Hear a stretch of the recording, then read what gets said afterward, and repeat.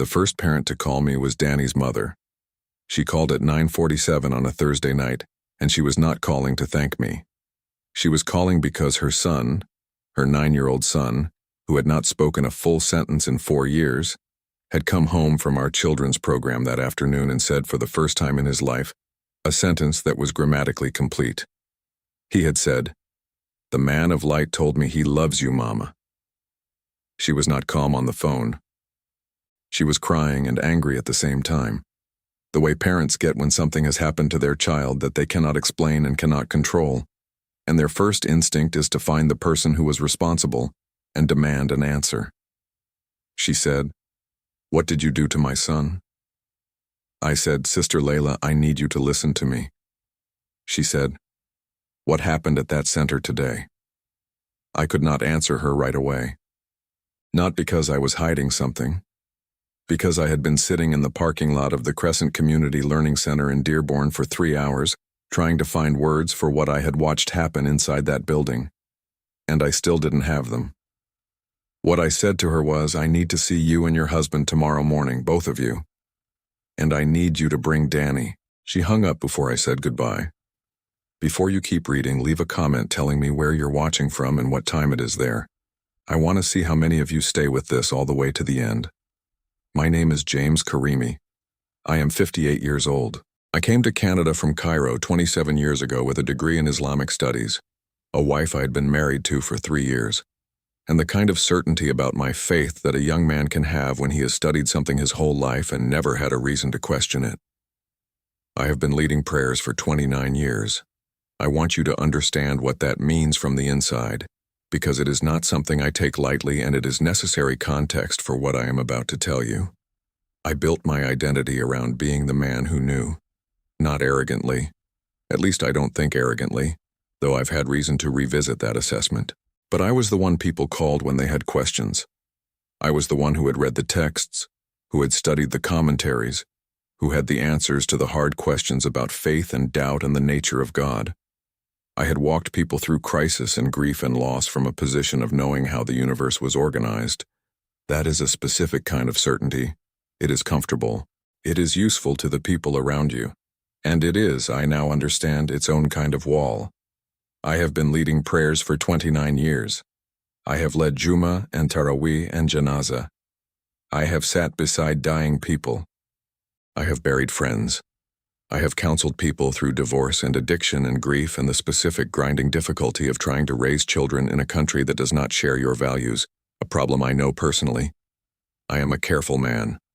My father was a careful man. He raised me with one rule that I have carried my whole life. Do not speak about what you did not see with your own eyes. If you did not witness it, you do not report it as if you did. What I am telling you now, I witnessed. Every word of it. The Children's Saturday program at Crescent had been running for 3 years before this happened.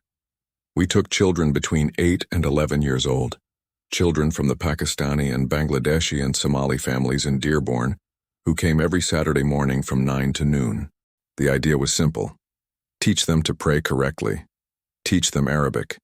Give them connection to the faith before the city swallowed them the way it swallows children. Slowly, through screens and school friends, and the particular loneliness of not belonging entirely to either world. We had 21 children that Saturday. I say Saturday because I want to be precise about the day. The original source document says Thursday, but in my memory and in the records from that year, it was a Saturday morning in October, October 14th. The sky was gray and flat the way Michigan skies get in October, and the maples along the parking lot had gone orange and the leaves were wet from the rain the night before. The children arrived in the usual chaos. October in Dearborn. The maples in the parking lot had gone full orange and there were wet leaves plastered to the pavement from the rain the previous night. The air smelled the way Michigan October smells, damp and cold and slightly smoky, the first fires of the season in the houses up the street. The children came through the door in their coats and their backpacks and their squeaking sneakers, the smaller ones' boots leaving muddy prints on the mat inside the entrance that Marcus always wiped up without being asked. I greeted each of them at the door. I had known most of them since they were born, some of them since before they were born. I had prayed at the hospitals when some of them arrived. I had watched them learn to walk and then to run and then to read. I knew which ones were afraid of the dark and which ones were still adjusting to having younger siblings, and which ones had been struggling in school. Tyler, who was 8, came in chasing his own scarf that had blown off in the parking lot, laughing about it, almost knocking over a girl behind him. Amir, who was 10, had something to tell me urgently about a video game, something that would not wait until after the session, and I told him to hold it until after the session, which I knew from experience meant he would tell it to whoever was sitting next to him instead, and then feel guilty about it later. Danny came in quietly, holding the door open for the child behind him without being asked, then finding his mat near the back with the focused purposefulness he always had, not wandering, not distracted, just moving to the place he knew was his, and sitting down and looking at the window. I knew every child by name. I had known some of them since they were born. Danny was one of the newer children. He had joined the program 6 weeks before this happened, at the insistence of his mother. Layla Osman is one of the most capable and quietly exhausted people I have ever met. She had spent 5 years advocating for Danny through every system available to her in Michigan. The school board, the therapy wait lists, the specialist appointments that cost money she didn't always have. She had read everything there was to read. She had attended every workshop, tried every program, maintained every appointment. She had done this while working full-time and raising Danny's younger sister, largely on her own because her husband traveled for work and was gone more months than he was present. She was not a woman who gave herself to false hope easily. She had learned not to. 5 years of learning not to had made her careful in a specific way that looked like practicality and was actually grief. She brought Danny to us because she believed community and structure could help even when she couldn't guarantee they would. That was the most she allowed herself to believe. Danny himself was 9 years old and had been diagnosed with autism at 4. He did not speak in full sentences. He had single words, some phrases, mostly functional: juice, stop, car, where is, but nothing complex, nothing that carried meaning beyond the immediate moment. His mother was a practical woman who had spent 5 years fighting for services for him and had learned to set her expectations carefully to protect herself from the pain of setting them too high. I noticed Danny the first day because he was different from the other children in a way that was hard to name. Not disruptive. Quiet in a way that was not the quiet of a shy child, but the quiet of a child whose interior world was simply elsewhere. He would sit on his prayer mat and look at the window for long stretches without fidgeting, which is not something 8 and 9 and 10-year-olds normally do. Sometimes I had the feeling, watching him, that he was listening to something I couldn't hear. His mother had asked me once early on if I thought the program was helping him. I had said, "I think he belongs here. I don't know why yet, but I think he belongs here." She had looked at me for a moment and then looked away. That was 6 weeks before the Saturday in October. Leave a comment right now. Write the word light. Just that word. Because this is about what showed up in a room of 21 children and I want to know who stays with me. I will tell you now what happened, and then I will tell you what happened to me in the weeks after, because the second part is the part I was most afraid to share, and it is the part that matters most. The children had finished the formal portion of the morning. We had done recitation and the basic movements and the meaning behind each position. For the last 30 minutes, I always gave them free prayer. Not the memorized words, just their own words, whatever they wanted to say to God. I told them to close their eyes and talk from their hearts. I led them through it the same way I always did. I reminded them that God hears the quietest prayer. I told them nothing they said was wrong or too small. Then I closed my own eyes and began praying for them the way I always did during this part of the session. The first sound reached me about 4 minutes in. I thought it was a child crying. It happens. Some of these children carry things at 8 and 9 years old that would break adults. Then the second child made a sound. Then a third. I opened my eyes. I want to be very careful here about how I say this, because I have had 2.5 years to think about how to describe it, and every version I have tried has been either too dramatic or too flat. What I saw was not what my imagination would have produced if I had been told in advance to imagine something miraculous. It was stranger than that and more specific. The children were still on their mats, all 21 of them. They had not moved from their positions, but their faces, the faces of these children I had known for years, whose ordinary faces I could have drawn from memory, were not the same faces. Not a single one of them was performing. That is the thing that struck me before anything else. I have seen children perform piety. I have watched them in prayer their whole lives. I know what it looks like when a child is doing what they think they are supposed to do. The slightly careful expression, the eyes that are not quite all the way closed, the body that wants to move and is restraining itself. None of that was in that room. These were children who were not thinking about anyone watching them. Their eyes were closed. Some had their faces tilted up slightly. Some had tears running down their faces without any sound at all. And then the sounds started. Sounds I could not identify. Not Arabic, not Urdu, not English. Not Somali or Bangla or any of the other languages I had heard for 29 years in mosques where people came from everywhere. These were languages I had never heard. Fluid and rhythmic, distinct from one another. Each child sounding different, which is the detail that I keep returning to when I try to find a natural explanation. If children were copying each other or improvising what they thought sounded spiritual, the sounds would converge. These did not converge. They sounded like different people speaking different actual languages that each of them somehow knew. I have never been able to explain that. My two assistants that day were Marcus and Samir, both men I had worked with for years. I looked at them.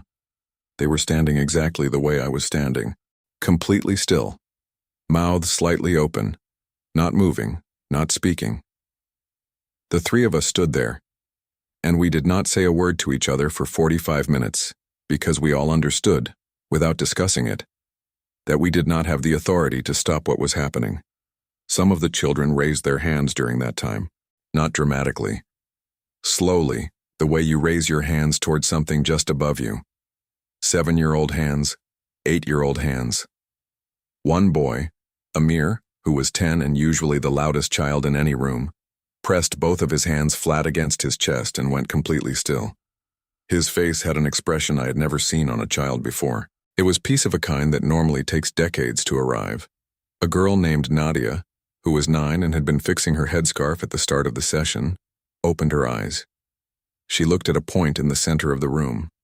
Not at me, not at any of the other children, at something in the middle of the room that no one else in that room could see. She said, in Arabic, "You came." Just those 2 words. Then she closed her eyes and went back to the language she had been praying in before. My knees did something I am not used to my knees doing. I have been a big man my whole life. I do not have weak knees. I reached for the wall behind me and put my hand against it, because the way she said those 2 words, the tone, the expression on her face in the moment before she said them, the complete absence of surprise, as if she had been expecting this visit and was simply acknowledging that it had arrived. That was not a child talking to an idea. That was not a child in an emotional state saying religious words. That was a 9-year-old girl speaking to a person who was standing right in front of her. And then Danny stood up. I need you to understand what I'm about to describe. Danny was the nonverbal child. Danny was the child whose mother had spent 5 years fighting for services. Danny was the child who sat on his mat and looked out the window. Danny did not make eye contact. Danny did not initiate interaction. Danny did not have full sentences. Danny stood up from his mat very slowly, with his eyes still closed, and he stretched both of his arms out in front of him the way a small child reaches for a parent. The expression on his face was the most complete relief I have ever seen on a human face. I have seen relief on faces before. Relief in emergency rooms. Relief at grave sites when the suffering is finally over. Relief in the faces of people who have been carrying something for so long that putting it down doesn't feel real. Danny's face had all of that at once. And then Danny said in a clear and fully formed sentence, his first full sentence in 4 years, he said, "The man of light says he loves you, Mama. I am a 58-year-old man who has buried his parents and sat beside people as they died and carried hard things for 29 years. I sat down on the floor, not as a gesture. My legs simply stopped holding me. After some time that I cannot accurately measure, the children began to come back. One by one, the sounds quieted. The eyes opened. The children looked around the room with the expression of people who have come back from somewhere they didn't expect to go, the specific quiet of someone who has just received very large news. Little Kevin, 8 years old, the child who had been most distracted at the start of the session, was one of the last to open his eyes. He looked around the room slowly, as if remembering where he was. Then he looked at me and said, in his small 8-year-old voice, "Did you see him?" I managed to say, "Who did you see, Kevin?" He thought about it for a moment in the careful way children think when they want to get the exact right words. He said, "The man with the light." He had light coming from his hands. He knew my name. He said my name and it felt like my whole chest got warm. I asked, "Did he tell you who he was?" Kevin nodded. He said he told me his name, but I already knew it when I saw his face. He paused. He said, "His name is Isa. That is the Arabic name. The one the Quran calls a prophet. The one Christians call Jesus." I asked the other children to share one at a time what they had experienced. What happened next, I will spend the rest of my life trying to understand. Each child described the same person, but not in the same words and not with the same details, and this matters more than almost anything else in this account, because this is the thing that kept every natural explanation I tried from fully closing. Real witnesses to a real event always diverge on the periphery while converging on the center. That is what happened here. One boy, Jordan, who was 10, said the man had marks on his hands that went all the way through and the light was brightest from those places. He gestured to his own palms when he described it. He had no idea, at 10 years old, what crucifixion wounds look like or why his description would matter to an adult. A girl named Sophia said she didn't see the man clearly. She said everything was very bright and she heard a sound like her name being said, and the sound came from everywhere at once, not from any direction. She said it felt like the whole room was saying her name. A younger boy, 7 years old, named Ben, said he saw a man standing very tall in the center of the room and the man was smiling. He said, "When he smiled at me, I knew he already knew about the thing I did last week. He wouldn't tell me what the thing was. He said the man wasn't angry about it. He said the man told him it was already forgiven. A 7-year-old talking about forgiveness in terms that specific." Amir, the boy who had been the loudest child in every session, described it simply. He said, "He looked at me and I felt like I was the only person there, like the whole thing was just for me." Then he thought about it and said, "But I think everyone felt that way, like it was just for them at the same time." Each child described the same person, but not in the same words and not with the same details, the way real witnesses always describe the same event differently. One boy said the man had marks on his hands that went all the way through and the light was strongest there. A girl said he smiled at her and when he did, something heavy came off her back that she hadn't known she was carrying. A younger boy said he didn't see the man but heard a voice and the voice didn't come from outside. It came from inside his chest, the way words are sometimes already there before you hear them. Nadia, who had said you came, told me she had prayed privately the previous week, alone at home at night asking God to show her if there was more to know. She was 9 years old. She had asked God a real question and received an answer 7 days later. The testimonies were different enough to be credible and the same enough to describe one person. I asked Danny last.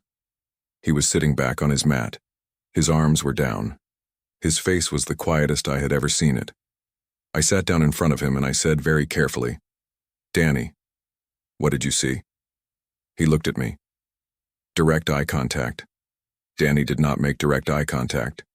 He said, "I know his name." I said, "Whose name?" He said, "The man who loves my mama.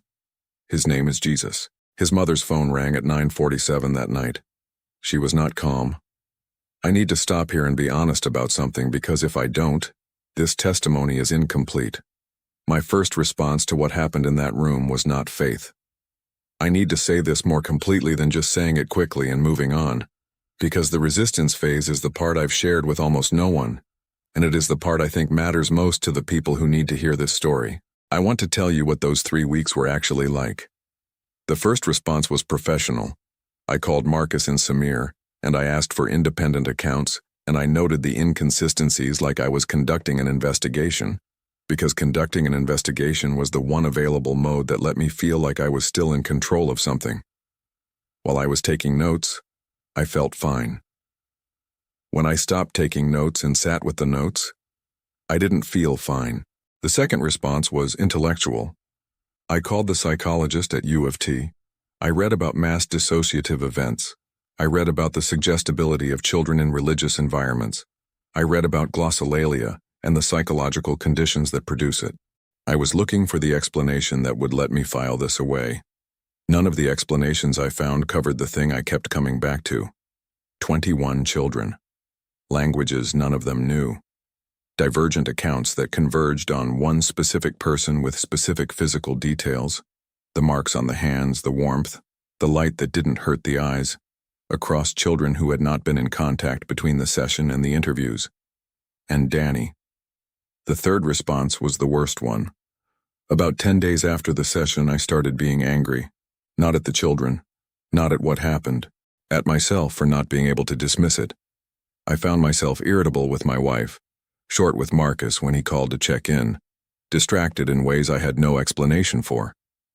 The anger was the least honest response of all. It was what happens when a person who has built his identity on certainty encounters something he cannot be certain about, and instead of sitting with the uncertainty, he aims the discomfort at whatever is nearby. My wife said to me one evening, "James, something is happening with you." "What is it?" I said. "Nothing. Work." She said, "It isn't work." She was right. It wasn't work. It was not wonder.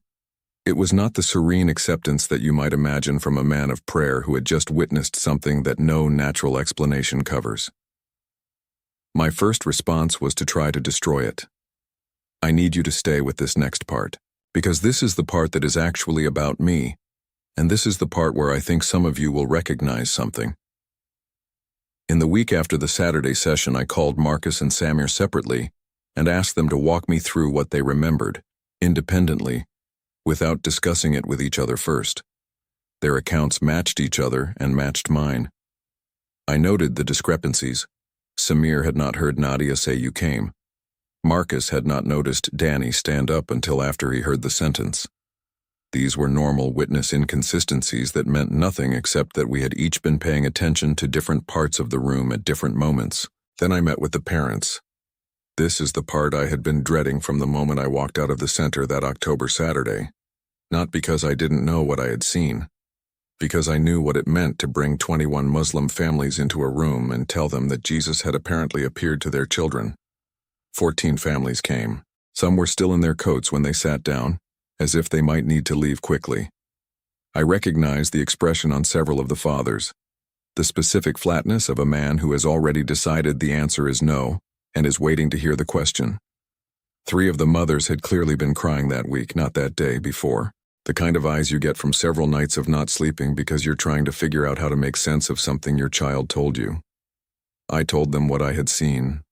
All of it, in order, without interpretation. The room was very quiet while I spoke. Not the polite quiet of people waiting for you to finish.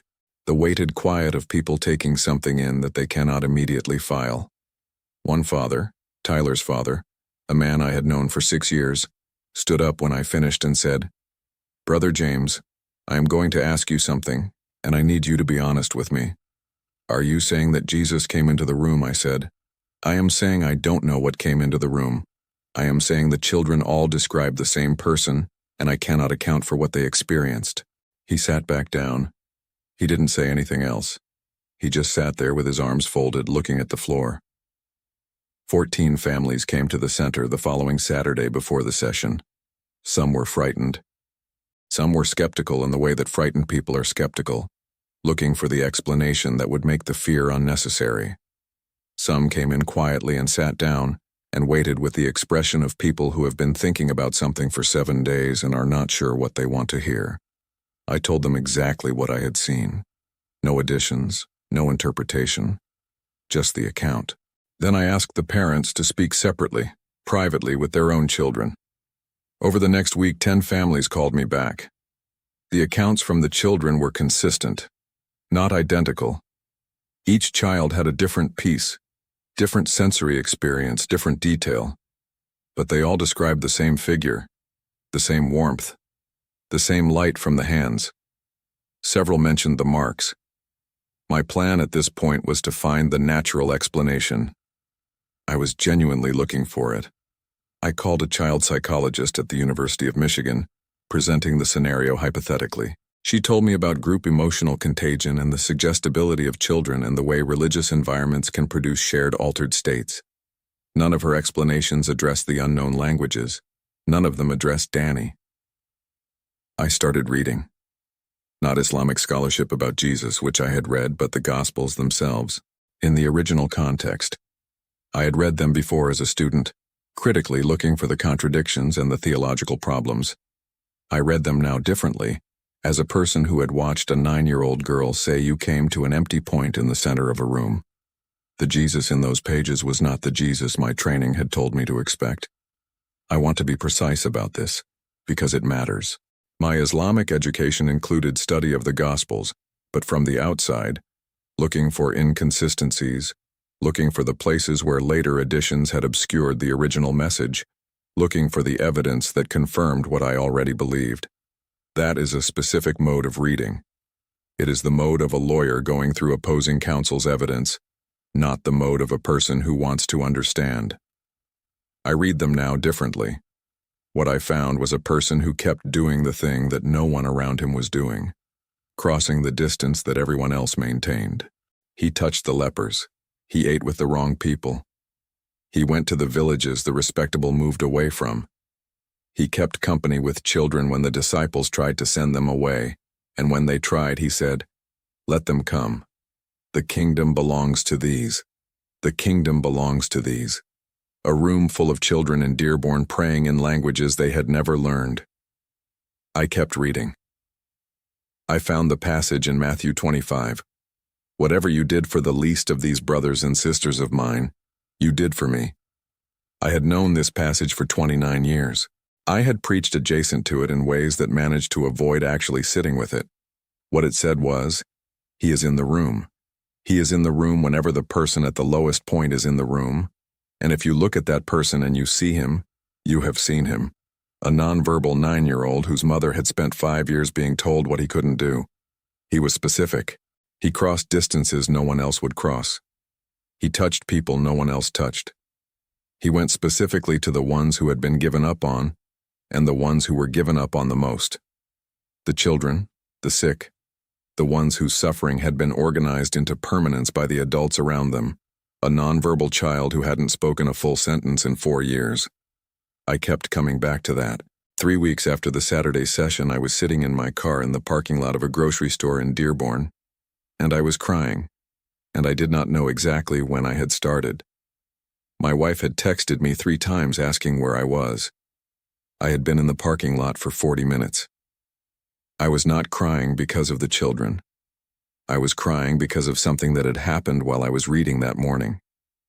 A verse I had passed 100 times in my scholarship, but had never allowed to land.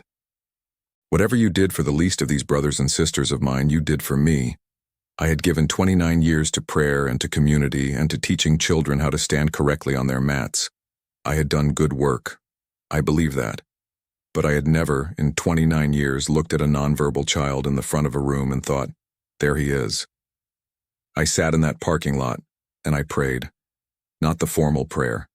Something rawer and more desperate and more honest than anything I had prayed in years. I said, I watched what happened in that room. I cannot explain it. I am asking you to tell me what is true. Whatever is true, even if it changes everything. What happened next I am going to share only in outline, because the full account belongs to me in a way that I am not ready to give away entirely. But I will tell you this much, because I think the people who need to hear it most are the people who are sitting somewhere right now, maybe in a car, maybe in a room alone, with a question they have been carrying for years and have not let themselves ask directly. The warmth came first. The same warmth from the room with the children. Not temperature, not body heat, but something that moves through the chest in a specific way that has no analogy I have found in 29 years of vocabulary. I had felt it in the room and told myself it was adrenaline.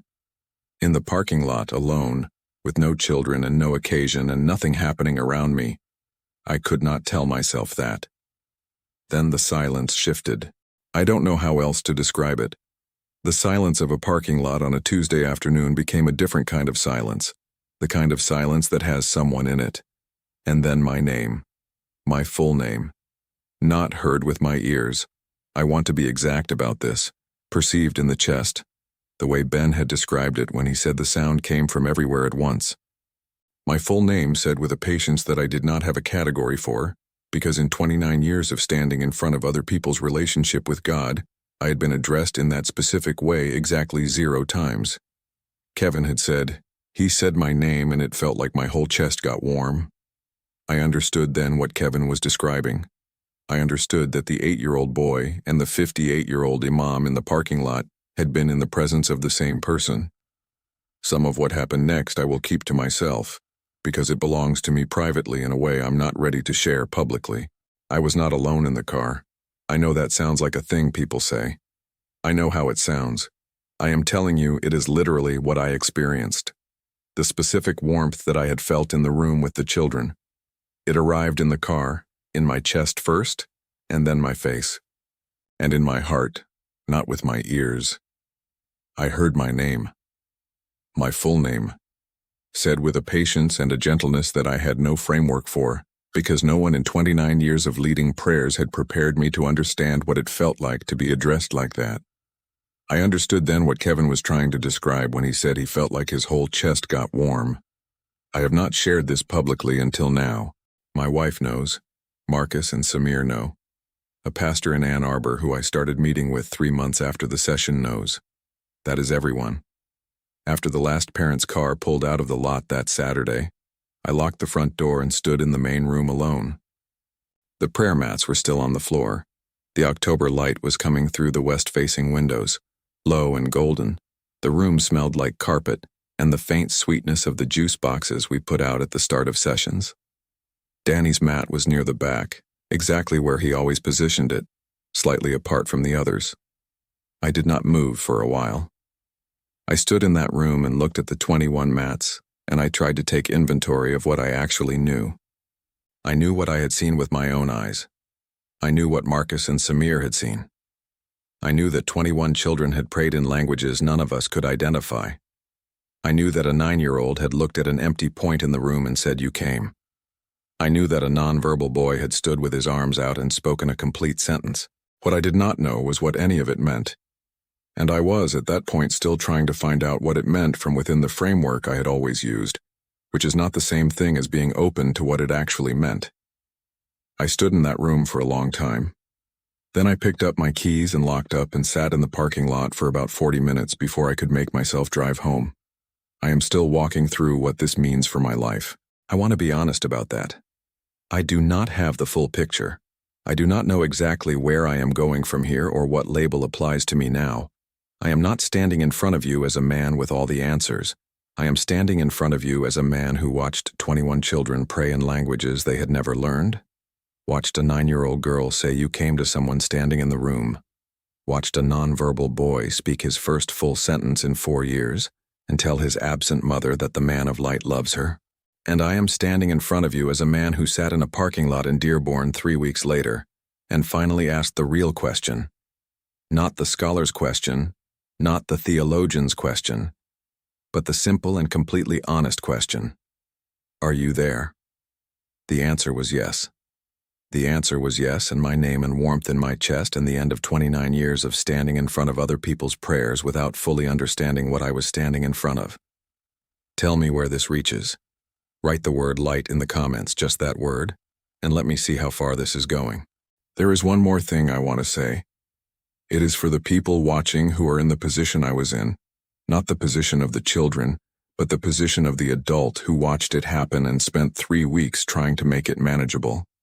I know that position from the inside. The certainty you have built your life around is not in conflict with what you have seen or what you are feeling. The prayer was real. The community was real. The years of work mattered. None of that was the problem. The problem was that I had organized true things into a structure that became its own kind of wall, and on the other side of the wall was the person I had been teaching about for 29 years, and I had never actually met him.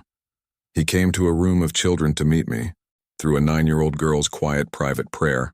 Show me if there is more to know. Through a boy who stretched his arms out the way a child reaches for a parent. Through the first full sentence of a nonverbal boy's life. Through a parking lot on a Tuesday afternoon and a man who had run out of every other explanation. I am still walking. I have a pastor in Ann Arbor I meet with on Thursday mornings. I have a Bible I started reading 2 years ago. I have my wife, who has been more patient with the confusion of this than I had any right to expect. And I have the memory of Danny's face, the most complete relief I have ever seen, on a 9-year-old boy. Standing with his arms stretched out in a room full of children saying the first full sentence of his life. The man of light says he loves you, Mama. He does. He loves her. He loves Danny. He loves the children and the parents with their arms folded and their frightened eyes and their questions they didn't know how to ask. He loves you too, wherever you are watching this from. However long you've been carrying the question, however many times you have walked past the door without opening it, he is on the other side. He always was. One thing I want to add, because it belongs here. Layla called me the Monday after. She had spoken to Danny over the weekend in the careful way she had learned to speak with him. She asked what happened at the center. He said, the man was there. She asked, which man? He said, the light man. He knows you. She told me this on the phone and then said, did he say anything else? In front of the group? I told her what Danny said in the room. The man of light says he loves you, Mama. The phone went silent for long enough that I said her name twice. Then she said very quietly, that was his first full sentence. I said, I know. She said, does he know? Danny, does he know that every night I ask God to let my son know he's loved? I said, I don't know what Danny knew. I know what he said. She started crying. Not the frightened crying of the first call, something else. I stayed on the line and didn't say anything because there was nothing to add. She had been asking God every night to let her son know he was loved. The answer came through a 9-year-old boy in a room full of children on a Saturday morning in October. He heard her prayer. He answered it specifically, through the one person no one would have predicted, in a sentence that had never been said before. He hears your prayers too. He sees the quiet house at night. He hears the words you say when no one else is in the room. He hears you. Write the word light in the comments. Let me see where this reaches today. May Jesus walk with you today and in every day that is still ahead of you. Amen.